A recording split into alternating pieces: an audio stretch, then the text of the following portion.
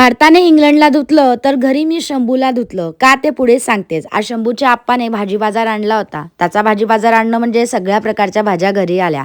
मग काय आजीचं निवडण्याचं काम चालू झालं. मी देवाला दिवा लावला आणि मॅच बघत बघत चवळीचे दाणे सोलत बसलं. अंकुरचं म्हणणं होतं, सध्या सागर संगीत करायचं सोडूनच दिलंय तू.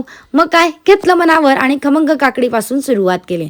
सगळा स्वयंपाक झाल्यावर शंभूने सगळ्यात त्यांची ताटं बाहेर नेली. जेवायला चवळीची उसळ, शिरा, कोशिंबीर आणि पोळ्या होत्या. दिवसा आमचं कोणाचंच सोबत जेवणं होत नाही, मात्र रात्री आम्ही आवर्जून सगळेजण सोबत जेवायला बसतो आणि तेही मॅच बघत बघत कमेंट्स करत करत.